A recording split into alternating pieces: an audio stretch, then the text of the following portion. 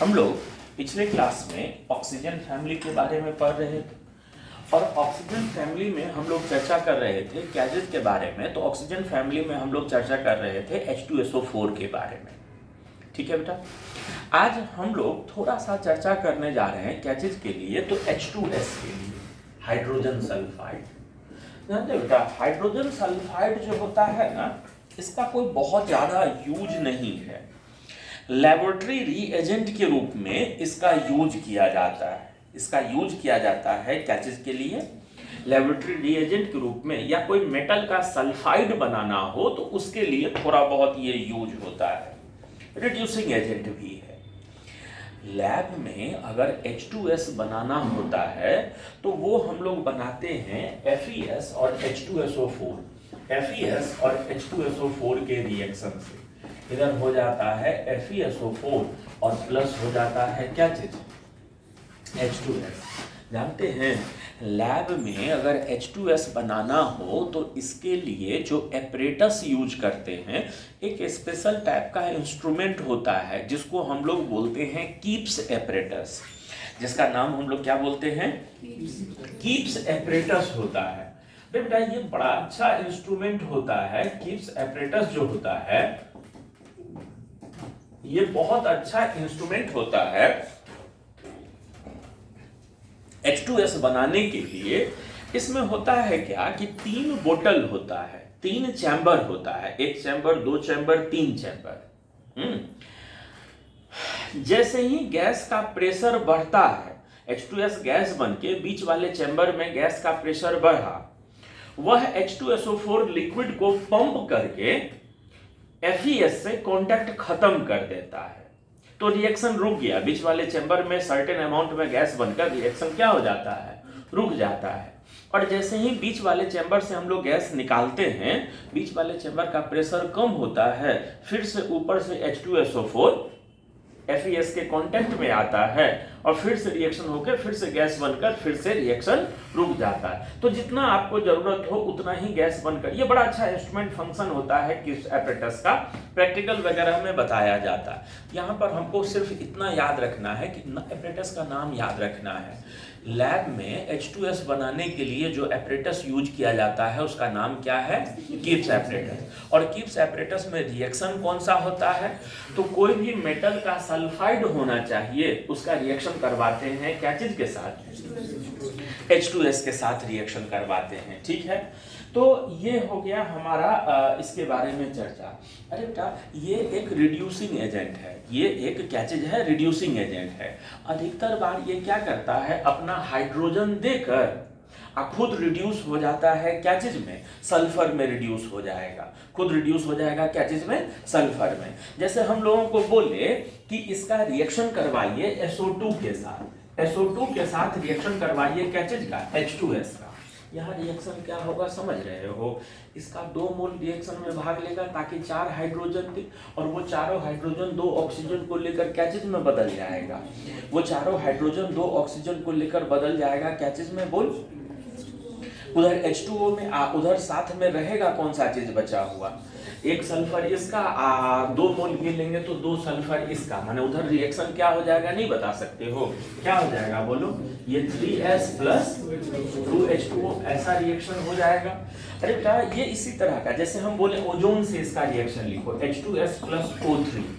ये ओजोन जो होता है ये O2 प्लस नेसेंट ऑक्सीजन। अब वो नेसेंट ऑक्सीजन इस हाइड्रोजन के साथ, 2 हाइड्रोजन के साथ H2O बनाने के लिए, अरे बेटा पूरा रिएक्शन क्या होगा नहीं बता सकते हैं, क्या हो जाएगा बोलो ना?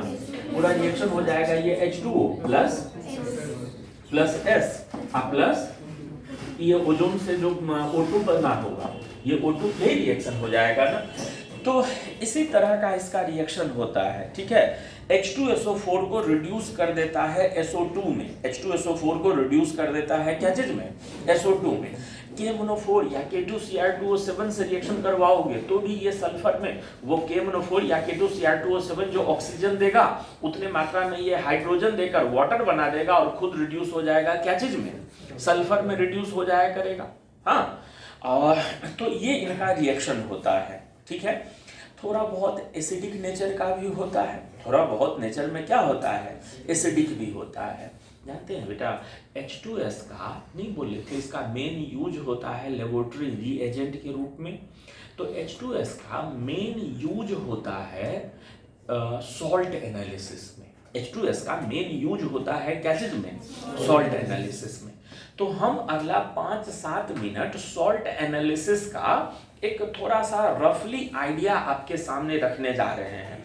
जानते हो बेटा, सॉल्ट एनालिसिस एक चैप्टर है जो हम लोगों को पढ़ना है, लेकिन सॉल्ट एनालिसिस न तो 12th में है और न तो मेंस में है। सॉल्ट एनालिसिस जो चैप्टर है वो एडवांस में आता है।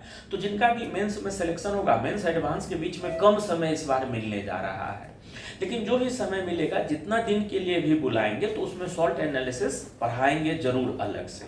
लेकिन सॉल्ट एनालिसिस होता क्या चीज है उसके बारे में थोड़ा सा आइडिया हम देने जा रहे हैं, आप लोग ध्यान से सुनते चलना। और उसी क्रम में हम H2S के यूज को भी आपको समझा देंगे, उसी क्रम में हम H2S का यूज भी समझा देंगे। तो ये सॉल्ट एनालिसिस में होता क्या है वो सुनो। जैसे कोई भी सॉल्ट जो होता है, इसमें 2 रेडिकल हुआ करता है। जो बेस से आया हुआ है दिस इज बेसिक रेडिकल, और जो एसिड से आया हुआ है इसको हम लोग बोलते हैं क्या चीज? Acidic radical. आप जब लैब में गए हैं तो आपको वॉच ग्लास पर कोई सॉल्ट दे दिया गया है, सॉल्ट दे दिया गया है, तो होता क्या है कि एसिडिक रेडिकल का टेस्ट सेपरेट होता है, अलग होता है। बेसिक रेडिकल का टेस्ट सेपरेट होता है, अलग होता है। ठीक है, बेसिक रेडिकल के रूप में कौन सा है वो टेस्ट अलग से कर लेते हैं, एसिडिक रेडिकल के रूप में कौन सा आयन है वो अलग से टेस्ट कर लेते हैं। और दोनों रेडिकल अगर पता हो गया तो फिर कौन सा सॉल्ट है वो भी पता कर लेते हैं। तो H2S का यूज किया जाता है for the test of basic radical. H2S का यूज किया जाता है क्या चीज के लिए? बेसिक रेडिकल के टेस्ट के लिए।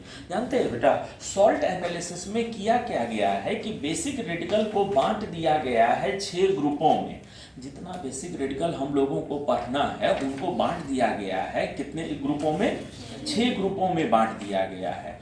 और वो ग्रुप हैं ये सब, जो 6 ग्रुपों में बांटा गया है वो ग्रुप हैं ये सब हैं। देखना, ग्रुप 1 में हो जाता है 3 आयन हो जाता है। ग्रुप 1 में 3 आयन हो जाता है। कौन कौन जानते हैं? Ag+1, Pb+2 और Hg+2। ये होता है Hg2+2। ये होता है group 1 radical. Ag, Pb, Hg2+2 ये ग्रुप 1 रेडिकल होता है। ग्रुप 2 रेडिकल जो होता है, ग्रुप 2 रेडिकल जो होता है वो होता है क्या चीज? वो होता है Hg+2 बी कु कड अस सब सन। Sn+4 भी, Sn+2 भी, Sb+3, As+3, Cd+2 copper +2 bismuth +3 Pb+2।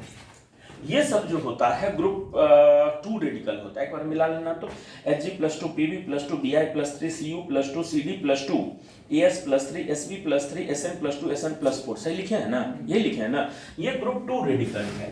अरे बेटा, ग्रुप 3 रेडिकल है। याद है आप लोगों को बताए थे कि 3 आयन ऐसे होते हैं जिनके हाइड्रोक्साइड का Ksp बहुत कम होता है। अमोनिया के रिएक्शन में बताए थे।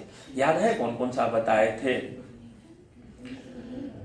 ये जब पूछते हैं कि याद है कौन कौन सा बताए थे, उसमें जब बत्तख की तरह मुंह निकाल कर बैठे रहते हैं तो बड़ा अच्छा नहीं लगता है।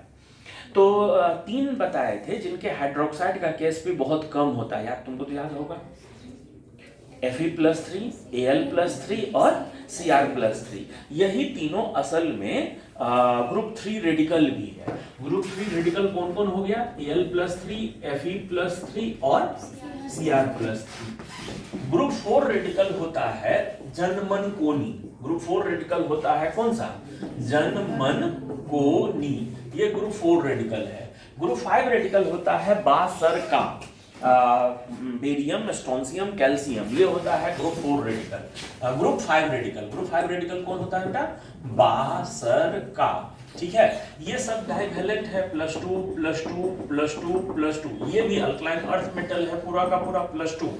अरे बेटा, मैग्नीशियम आयन का टेस्ट अलग से और अमोनियम आयन का टेस्ट अलग से होता है। तो इसको ग्रुप 6 कर लो, इसको 0 ग्रुप में रख देते हैं। उसको रख देते हैं कौन से ग्रुप में? 0 ग्रुप या 7th ग्रुप, जो भी बोलना है बोल दो। ठीक है। अब सुनते रहना कि सर पीरियोडिक टेबल में इतना सारा आयन था, उसमें से इन्हीं लोगों को इस ग्रुप में क्यों रखे हैं, उसमें से इन्हीं लोगों को यहाँ यहाँ यहाँ क्यों रखा गया है। पीरियोडिक टेबल में तो ढेर सारा था, जानते हो, ध्यान से सुनते रहना। ग्रुप 1 में उन्हीं आयनों को रखा गया है जिनके क्लोराइड का Ksp कम है। ग्रुप 1 में किनको किनको रखा गया है, उन्हीं आयनों को रखा गया है जो थोड़ा सा भी क्लोराइड मिलने पर क्या हो जाए, प्रेसिपिटेट हो जाए। इन लोगों में क्या कॉमन है, ये बात समझ में आ गया है। They have very very low value of Ksp for their chloride salt. If they get even small and smaller amount of chloride concentration they will get precipitated. तो इसलिए इनको रखा गया है क्या चीज में, एक साथ रखा गया है। क्यों इन्हीं तीनों को साथ क्यों रखा गया है, ये बात समझ में आ रहा है। क्यों, क्योंकि इनके क्लोराइड का बहुत कम है और इनका ग्रुप रिएजेंट होता है डाइल्यूट HCl। इनका ग्रुप रिएजेंट का कहानी समझाएंगे, अभी खाली लिखते जाने दो। अच्छा, इनको रखा गया है एक साथ क्योंकि इनके सल्फाइड का Ksp बहुत कम है। ग्रुप 2 में इन आयनों को एक साथ इसलिए रखा गया है क्योंकि इनके सल्फाइड का Ksp बहुत कम है। ठीक है, जानते हो बेटा, ग्रुप 4 के भी सल्फाइड का Ksp बहुत कम होता है। ग्रुप 4 के भी सल्फाइड का Ksp बहुत कम होता है, ठीक है। लेकिन ग्रुप 2 का कुछ ज्यादा ही कम होता है। माने ग्रुप 2 और ग्रुप 4 में अगर सल्फाइड बहुत कम हो सॉल्यूशन में तो प्रेसिपिटेट कौन होगा, ग्रुप 2 वाले होंगे। क्यों, क्योंकि इनके ग्रुप 2 वाले के सल्फाइड का Ksp कुछ ज्यादा ही कम होता है। ग्रुप 2 का ग्रुप रिएजेंट होता है डाइल्यूट HCl प्लस H2S। ये ग्रुप 2 रिएजेंट है। अरे मतलब इनके बारे में तो पता ही है कि इनके हाइड्रोक्साइड का Ksp बहुत कम होता है और इनका ग्रुप रिएजेंट होता है NH4Cl प्लस क्या चीज, ये NH4OH, ये इनका ग्रुप रिएजेंट। इनके बारे में भी बताए थे कि इनके भी सल्फाइड का Ksp जो होता है वो क्या होता है, कम होता है, लेकिन बहुत ज्यादा कम हो ऐसी बात नहीं है। यहाँ पर जो ग्रुप रिएजेंट होता है वो NH4OH प्लस H2S, ये इनका ग्रुप रिएजेंट होता है। जानते हो बेटा, जो हमने लिखा है ग्रुप 1 2 3 4 5 में, ग्रुप 5 में जो हमने लिखा है ना क्या चीज, बासर का, इनके कार्बोनेट का Ksp बहुत कम होता है। ये लोग आसानी से प्रेसिपिटेट हो जाते हैं क्या चीज के रूप में, अपने कार्बोनेट के रूप में। इनका ग्रुप रिएजेंट होता है NH4 का होल 2 CO3 प्लस NH4OH, ये इनका ग्रुप रिएजेंट होता है। NH4OH के साथ मिला हुआ क्या चीज, NH4 का होल 2 CO3 अमोनियम कार्बोनेट। और मैग्नीशियम में मैग्नीशियम अमोनियम फॉस्फेट के रूप में प्रेसिपिटेट हो जाता है। इनका ग्रुप रिएजेंट होता है Na2HPO4। इनका ग्रुप रिएजेंट होता है क्या चीज, Na2HPO4, ये इनका ग्रुप रिएजेंट होता है। और अमोनिया का टेस्ट तो अल्कली मिलाकर होता है। अमोनिया का टेस्ट, अमोनियम आयन का टेस्ट होता है क्या मिलाकर, अल्कली मिलाकर। अब जो बात हमको कहना है वो सुनते चलना सभी लोग, माने जिसके लिए हम H2S पढ़ाना शुरू किए थे वो बात बताना शुरू करते जा रहे हैं, सुनो। ग्रुप 1 में इन आयनों को एक साथ क्यों रखा गया था, क्योंकि इनके क्लोराइड का Ksp बहुत कम है। जानते हो बेटा, हमको पता नहीं है हमको कौन सा सॉल्ट दिया गया है। हमने उस सॉल्ट के कुछ क्रिस्टल को टेस्ट ट्यूब में घोला, टेस्ट ट्यूब में थोड़ा पानी लेकर कुछ क्रिस्टल को टेस्ट ट्यूब में घोला और डाइल्यूट HCl हमने ऐड किया। डाइल्यूट HCl ऐड करते ही अगर प्रेसिपिटेशन हो गया, इसका मतलब इन्हीं में से कोई आयन है तभी ना डाइल्यूट HCl के साथ प्रेसिपिटेट हो गया। अब प्रेसिपिटेशन होने के बाद इन तीनों का अलग अलग कन्फर्मेशन टेस्ट करते हैं कि भाई उन तीनों में से, तो पक्का हो गया कि इतने आयनों में इन तीनों में से कोई है, इन तीनों में से कौन है उसको कन्फर्मेशन टेस्ट बोलते हैं। तो कन्फर्मेशन टेस्ट अपना चलते रहेगा। ये ग्रुप रिएजेंट डाइल्यूट HCl क्यों है समझे। अच्छा, कॉमन आयन इफेक्ट नाम सुने हो, कॉमन आयन इफेक्ट, एक स्ट्रॉन्ग इलेक्ट्रोलाइट के मौजूदगी में एक वीक इलेक्ट्रोलाइट का डिग्री ऑफ डिसोसिएशन क्या हो जाता है, कम हो जाता है। This is called common ion effect. पक्का ना, भूल गए हो? जैसे मान ले पानी में हर चीज के घुलने का अपना क्षमता होता है। जैसे मान लो हुआ क्या कि यहाँ पर NH4OH था, कमजोर बेस था। कमजोर बेस होने के कारण रिवर्सिबल तरीके से टूटा NH4 प्लस OH माइनस। अब इस पानी में हमने NaOH घोल दिया। अरे बेटा NaOH मजबूत बेस है, ये इरिवर्सिबली टूटेगा। ये टूटा, ये क्या चीज के रूप में, Na plus plus OH minus के रूप में। पानी कहना शुरू किया कि यार हम जितना OH माइनस घोल सकते थे उससे ज्यादा तुम लोग मिलजुल कर दे दिए हो, थोड़ा कम करो, हम इतना नहीं OH माइनस घोल पाएंगे। तो पानी ने NaOH को कहा कि तू ही ज्यादा दिया है, तू अपना वापस ले। NaOH ने हाथ खड़े कर दी कि सर एक्सट्रीमली सॉरी, हम स्ट्रॉन्ग इलेक्ट्रोलाइट हैं, हम इरिवर्सिबल तरीके से टूटते हैं, हम वापस नहीं जाएंगे। तो पानी ने फिर किसको कहा कि तू तो रिवर्सिबल तरीके से टूटा है, तुम ये और ये कंबाइन करो और कुछ उधर चले जाओ ताकि मेरे OH माइनस का कंसंट्रेशन सॉल्यूशन में क्या हो सकेगा। This is called common ion effect. यही कॉमन आयन इफेक्ट है। एक मजबूत इलेक्ट्रोलाइट के मौजूदगी में एक वीक इलेक्ट्रोलाइट का डिग्री ऑफ डिसोसिएशन क्या होने लगे, घटने लगे। कॉमन आयन इफेक्ट होने के लिए एक शर्त है। क्या शर्त है कि दोनों में कम से कम एक आयन क्या होना चाहिए, कॉमन होना चाहिए, तभी होगा। ये NH4OH घुला है, आप बाहर से NaCl डाल दिए, क्या इसका आयनाइजेशन कम होगा? ना, कुछ न फर्क न पड़ेगा। तो कॉमन आयन इफेक्ट समझ में आ रहा है? जानते हो बेटा, जानते हो यहाँ पर कॉमन आयन इफेक्ट का ही खेल है। आपको बताए थे ना, ग्रुप 2 को प्रेसिपिटेट होने के लिए जो सल्फाइड चाहिए वो बहुत बहुत बहुत कम चाहिए। ग्रुप 2 को प्रेसिपिटेट होने के लिए जो सल्फाइड चाहिए वो अत्यंत ही अल्प मात्रा में चाहिए। अत्यंत ही कैसा मात्रा में? कम मात्रा में चाहिए। ये HCl जो है स्ट्रॉन्ग एसिड है, ये इसके आयोनाइजेशन को क्या करके रखेगा, कम करके रखेगा। और ये कॉमन आयन इफेक्ट के द्वारा इसके आयोनाइजेशन को घटा कर रखेगा। तो सॉल्यूशन में सल्फाइड आयन की मात्रा बहुत कम होगी। तो ग्रुप 2 वाले होंगे तो वही प्रेसिपिटेट करेंगे। बात समझ में आया? सेम यहाँ भी है। अरे बेटा थोड़ा सा ज्यादा हाइड्रोक्साइड मिल जाए तो फिर तो लाइन लग जाए। लगभग हर मेटल अपने हाइड्रोक्साइड के रूप में प्रेसिपिटेट होता है। लगभग हर मेटल अपने अल्कली मेटल को छोड़कर, अल्कलाइन अर्थ मेटल को छोड़कर, लगभग हर ट्रांजिशन मेटल जो होता है या बाकी अल्कली अल्कलाइन को छोड़कर अपने हाइड्रोक्साइड के रूप में क्या हो जाते हैं, प्रेसिपिटेट होते हैं। तो अगर ज्यादा मात्रा में OH मिल जाए तब तो ढेर सारा मेटल प्रेसिपिटेट होने लगे। तो यहाँ पर ये NH4Cl क्यों मिला दिया गया है? सॉल्ट्स आर स्ट्रॉन्ग इलेक्ट्रोलाइट, ये स्ट्रॉन्ग इलेक्ट्रोलाइट है और स्ट्रॉन्ग इलेक्ट्रोलाइट इसके आयोनाइजेशन को क्या करके रखे, कंट्रोल करके रखे, कम करके रखे। ये ग्रुप रिएजेंट का महत्व समझ में आ रहा है? ये साथ में क्यों मिलाया गया है, इसके महत्व को गौर कर रहे हो? साथ में वो उसका क्या फंक्शन है ये गौर कर रहे हो सब लोग? यहाँ पर बताए थे ना कि ये लोग भी ग्रुप 4 में हैं। अभी हम ग्रुप 4 में ये लोग भी सल्फाइड के रूप में प्रेसिपिटेट होते हैं, but they requires relatively much higher concentration of sulphide ion to get precipitated. Group 2 की तुलना में ये लोग थोड़ा ज्यादा सल्फाइड रिक्वायर्ड करते हैं। माय डियर, सल्फाइड ज्यादा चाहिए तो इसलिए अब की बार एसिड के साथ बेस मिला दिया गया है। यह बेस है, बेस क्या करेगा, इसका H यूज करते जाएगा, जिसके कारण ये ज्यादा से ज्यादा मात्रा में सल्फाइड दे। और ग्रुप 4 एक चीज समझते हो, ग्रुप 4 के पहले ग्रुप 2 का टेस्ट नहीं किया जा सकता है। ग्रुप 2 टेस्ट निगेटिव हो जाएगा तभी ग्रुप 4 का टेस्ट करेंगे, क्योंकि ये रिएजेंट अगर ग्रुप डाल दे बिना ग्रुप 2 ये किए हुए तो सब ये होंगे तो भी प्रेसिपिटेट हो जाएंगे, क्योंकि ये कॉम्बिनेशन तो ढेर सारा सल्फाइड देता है। तो ग्रुप 4 का अगर टेस्ट करना हो तो पहले ग्रुप 2 का टेस्ट कर लेते हैं, फिर हम लोग वो करते हैं। यहाँ तक ये ग्रुप रिएजेंट का कहानी समझ में आ गया। अरे बेटा अब ज्यादा हमको बोलना नहीं है, हमको H2S के यूज के बारे में ही बात करना था। और H2S का यूज क्या से अगर आपसे पूछा जाए कि सॉल्ट एनालिसिस में H2S किन किन ग्रुपों के टेस्ट में यूज किया जाता है तो क्या जवाब दोगे?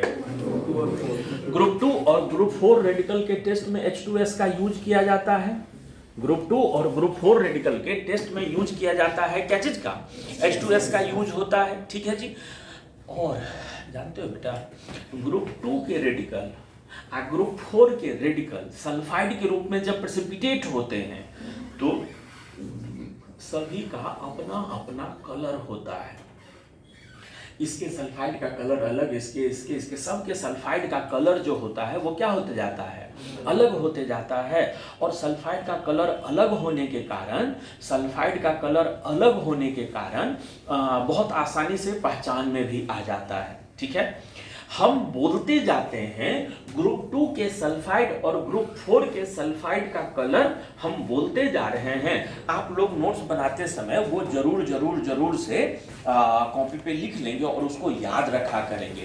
एक बात सुनो ना, एक बात सुनना बेटा, सुनना 2 रुपया देंगे। सुनो, पहले 5 रुपया दिया करते थे, लॉकडाउन के बाद रेट कम हो गया है, अब घटकर 2 रुपया पे आ गए हैं। ये लॉकडाउन का असर है। बोल ये रहे थे कि जानते हो ग्रुप 2 रेडिकल में तो ढेर सारे आयन हैं, तो कंफर्मेशन टेस्ट करने में भी उसका कीजिए फिर उसका कीजिए, बहुत अनसर्टेनिटी बना रहता है। ग्रुप 2 को भी 2 भाग में बांट दिया गया है।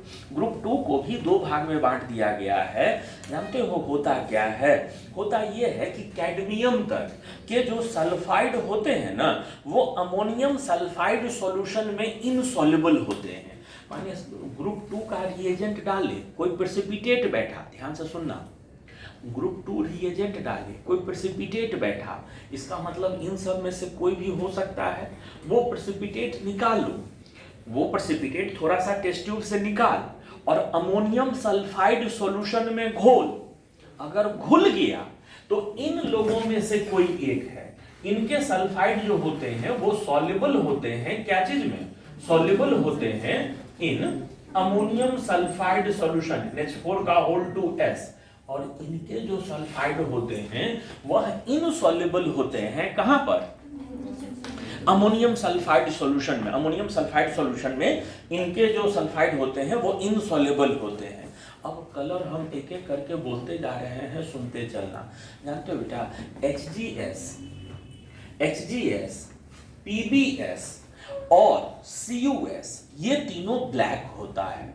2A में से 3 ठो ब्लैक कलर का सल्फाइड होता है। कौन कौन, PBS और CUS, ये ब्लैक कलर का होता है। बिस्मथ का सल्फाइड Bi2S3 यह जो होता है ब्राउन कलर का होता है।